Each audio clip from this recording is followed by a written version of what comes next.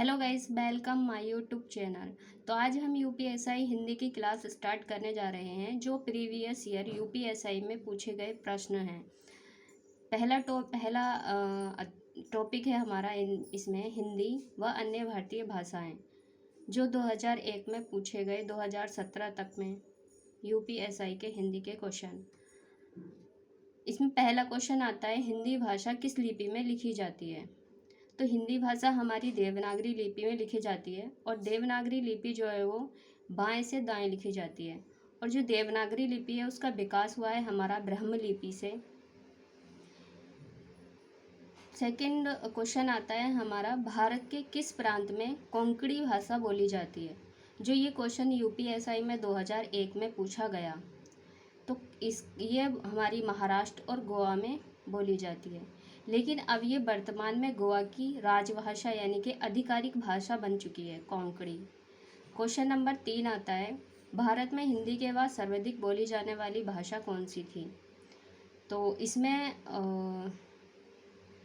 2001 में सबसे ज़्यादा बोली जाने वाली भाषा बांग्रू थी, उसके बाद मराठी थी और तेलुगु थी। क्वेश्चन नंबर 4 आता है, हिंदी भाषा को राजभाषा का दर्जा कब मिला। तो ये 14 सितंबर 1949 को मिला था। क्वेश्चन नंबर 5 आता है, हिंदी भाषा की उत्तराधिकारिणी है। तो ये है संस्कृत की, क्योंकि संस्कृत से ही हिंदी का जन्म हुआ है। तो संस्कृत और हिंदी का जो विकास क्रम है वो ये है, पहले आई थी हमारी संस्कृत, फिर आई थी पाली, उसके बाद आई थी प्राकृत, फिर आई थी अपभ्रंश, उसके बाद आई थी अपहट, फिर आई थी प्राचीन हिंदी यानी कि प्रारंभिक हिंदी। नेक्स्ट क्वेश्चन आता है हमारा 6, संसार की प्रमुख भाषाओं में हिंदी का स्थान कौन सा है। तो संसार की प्रमुख भाषाओं में हिंदी का स्थान द्वितीय है और पूरे विश्व में लगभग 3000 से 3200 भाषाएं बोली जाती हैं और इनको 13 भाषा परिवारों में बांटा गया है, जिसमें भारत में 4 भाषा परिवार आते हैं। 4 भाषा परिवारों में हमारी भारत के अंतर्गत आती हैं, जिसमें आती है भारोपीय, द्रविड़, ऑस्टिक और चीनी तिब्बती। फिर आता है क्वेश्चन नंबर 4, बांग्रू भाषा ज़्यादातर किस राज्य में बोली जाती है। तो ये हरियाणा राज्य में बोली जाती है बांग्रू भाषा। फिर आता है हमारा नेक्स्ट क्वेश्चन 8, भाषा के क्षेत्रीय रूप को क्या कहा जाता है। तो भाषा के क्षेत्रीय रूप को बोली कहा जाता है। इसमें व्यक्तिगत बोलचाल के माध्यम की प्रधानता रहती है और देशज व घरेलू शब्दावली का बहुमूल्य होता है। बोलियों का स्वरूप जो है वो बदलता रहता है, जैसे कोस कोस पर पानी बदले 5 कोस पर वाणी, ये इसकी एक पंक्ति है। फिर आता है हमारा क्वेश्चन नंबर 9, हिंदी के स्थान पर अंग्रेजी को सन 1855 में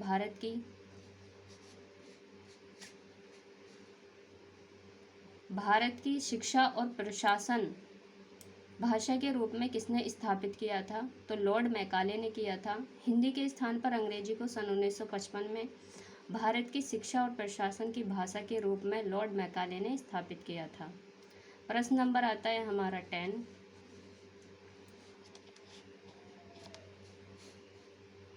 जिसमें आता है हमारा, निम्नलिखित में से कौन सी भाषा का मौखिक रूप है।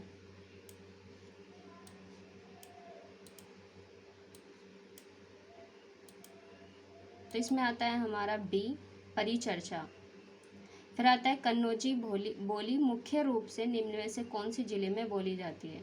तो ये फारुखाबाद में नहीं, और वैसे तो ये कन्नौज में ही बोली जाती है और इसके अंतर्गत आते हैं हमारे इटावा, हरदोई, पीलीभीत क्षेत्रों में बोली जाती है। क्वेश्चन नंबर 12 आता है, हिंदी की उत्पत्ति किस अपभ्रंश से मानी जाती है।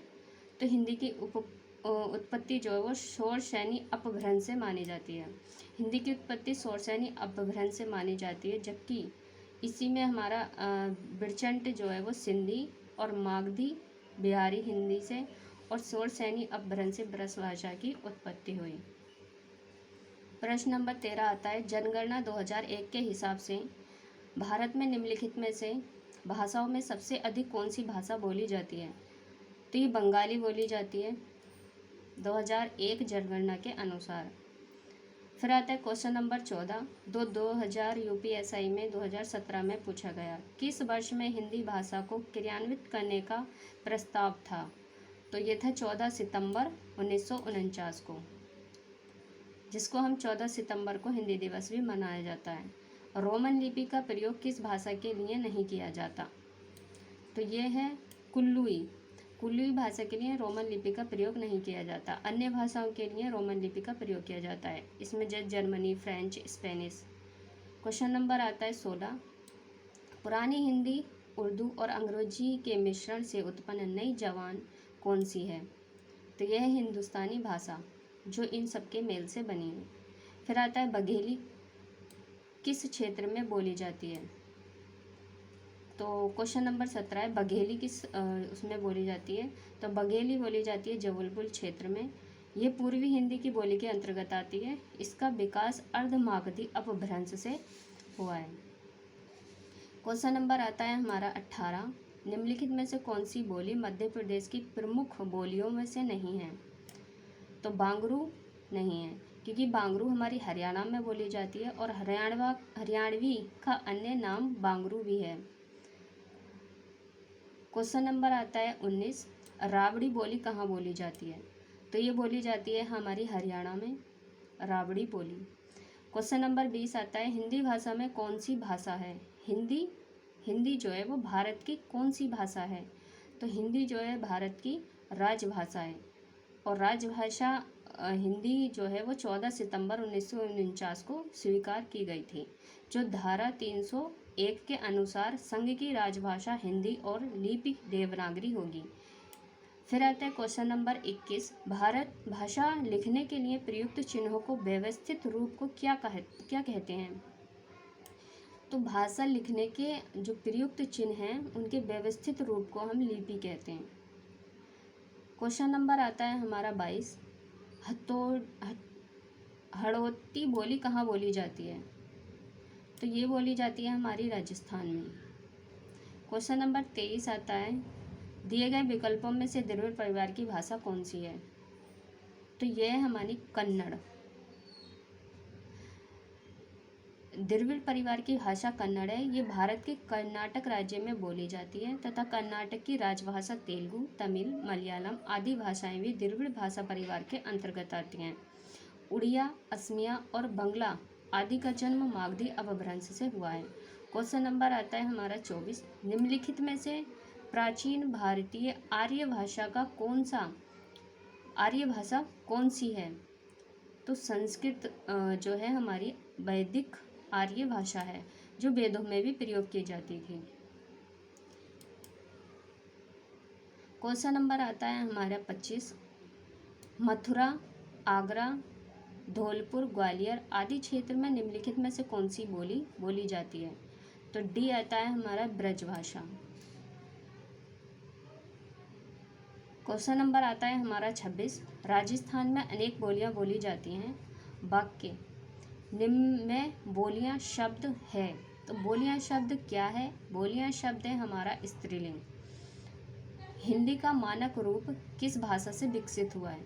तो जो हिंदी है हमारी, वो उसका मानक रूप जो है वो कहाँ से विकसित हुआ है? वो हुआ है हमारा खड़ी बोली से। इसका प्रयोग शिक्षा, प्रशासनिक क्षेत्र और कार्यकारी कार्यों में किया जाता है। क्वेश्चन नंबर आता है हमारा 28, लौकिक संस्कृत में अपभ्रंश हिंदी भाषा का उचित क्रम है, रिक्त स्थान के लिए उपयुक्त चिन्ह या उपयुक्त विकल्प का चयन कीजिए। तो इसके लिए आता है हमारा पाली और प्राकृत। लौकिक संस्कृत, पाली और प्राकृत अपभ्रंश हिंदी भाषा का उचित विकास क्रम है, और इसका क्रम यही है कि पहले संस्कृत आई, फिर पाली आई, फिर प्राकृत आई, अपभ्रंश आई, अवहट्ट आई और उसके बाद में हमारी हिंदी आई। आधुनिक भारतीय आर्य भाषा का काल कब से कब तक है?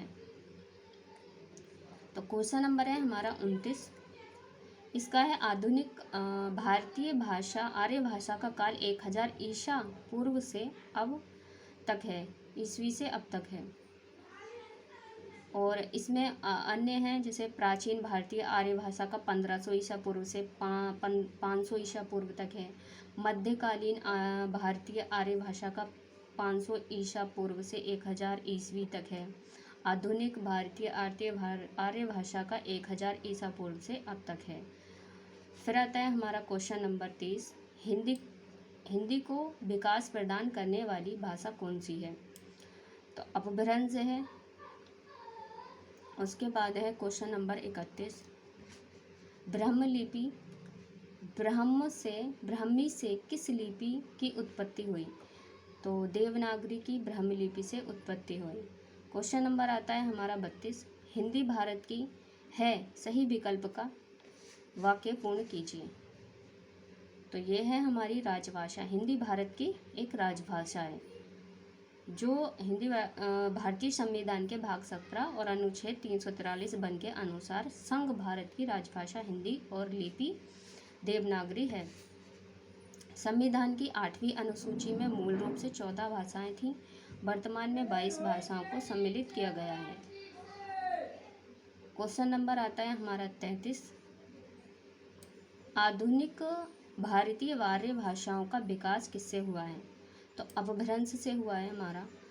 और इसमें आधुनिक आर्य भाषाएं जो है अपभ्रंश दिया हुआ है, जैसे शेरशानी अपभ्रंश से पश्चिमी हिंदी का विकास हुआ, राजस्थानी, पहाड़ी, गुजराती। फिर आता है हमारा मागधी से बिहारी, बंगला, उड़ीसा, असमिया।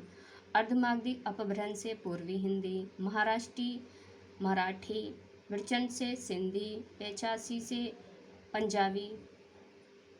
तो हमारा आज का टॉपिक क्लियर होता है पूरा, जिसमें हमने आज पढ़ा भारतीय भाषाएं, जो यूपीएससी के लिए बहुत ही महत्वपूर्ण है। और ये 2001 से 2017 के जितने भी क्वेश्चन पूछे गए हैं भारतीय भाषाओं से संबंधित, वो सारे इसमें आए हुए क्वेश्चनों को हमने पढ़ाया है।